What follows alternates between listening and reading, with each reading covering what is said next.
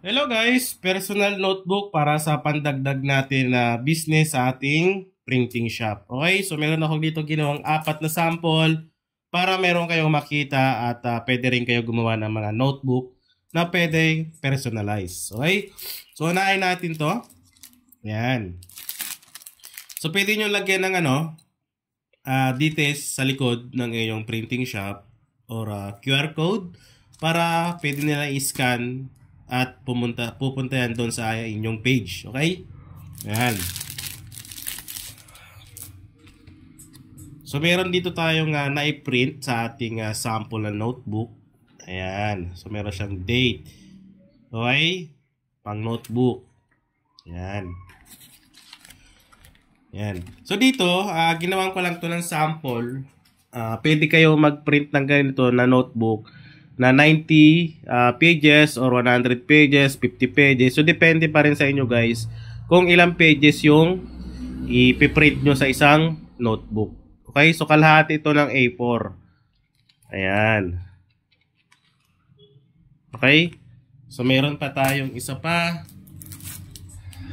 Design. Okay? Ayan, no? Ayan. Same lang din naman to doon sa ating unang pinakita. Pinagkaiba lang yung design natin. Okay? Yan. Tapos yung ating pangatlo. Yan.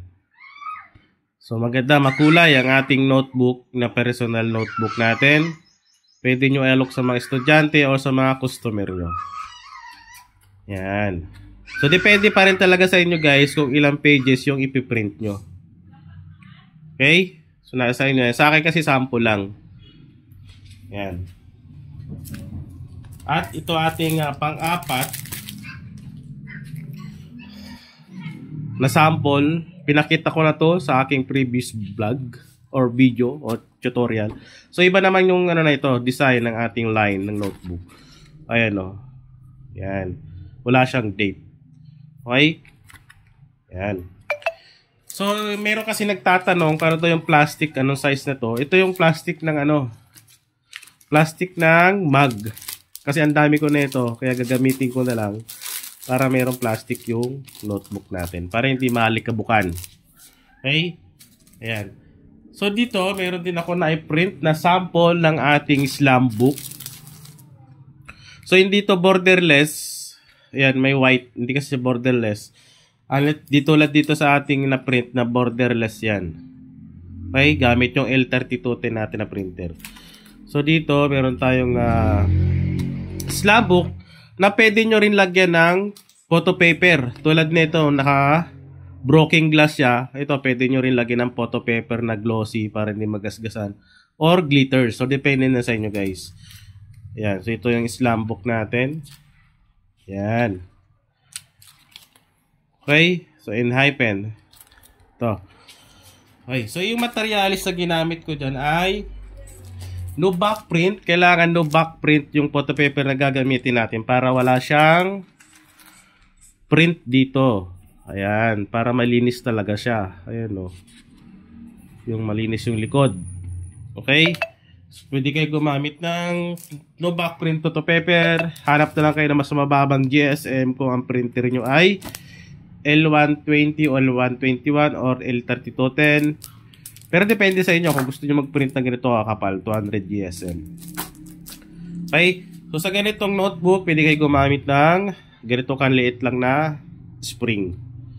Pwede naman kung masyadong pag makapal, gamit kayo ng ganito. Diba? So, nasa sa inyo na guys.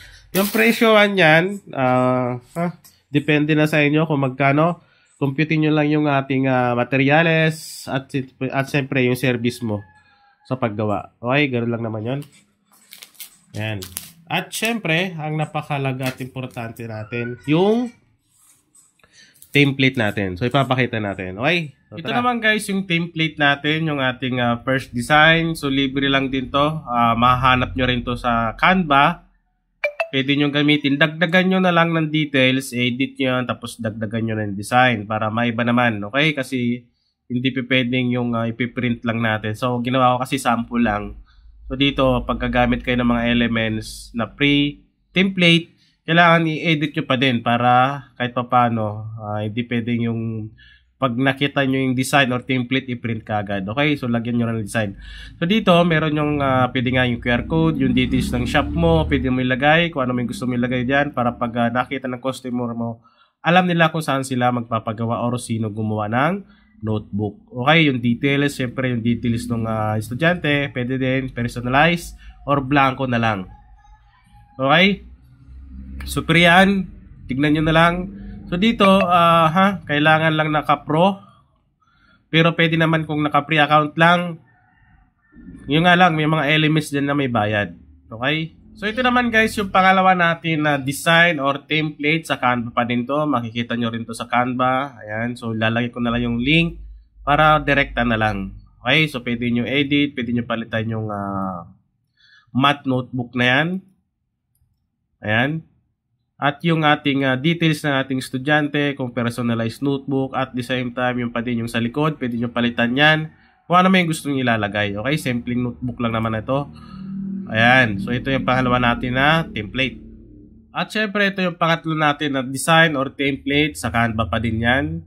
Same pa din, pwede nyo palitan kung ano may gusto nyo ilalagay. Or gusto nyo edit yan, pwede nyo palitan yan. Lahat naman edit yan.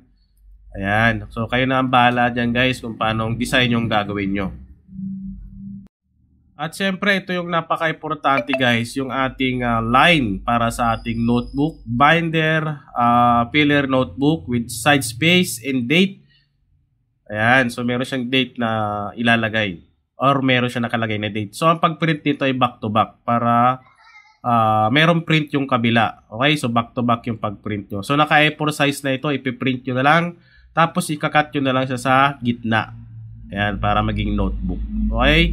Pwedeng, pwedeng stapler or pwedeng wire binding machine. Para mas maganda pa din yung wire binding machine. Kasi, pag sa stapler, meron doon yung composition na notebook. Iba yung kasi yung design nun. Iba yung line.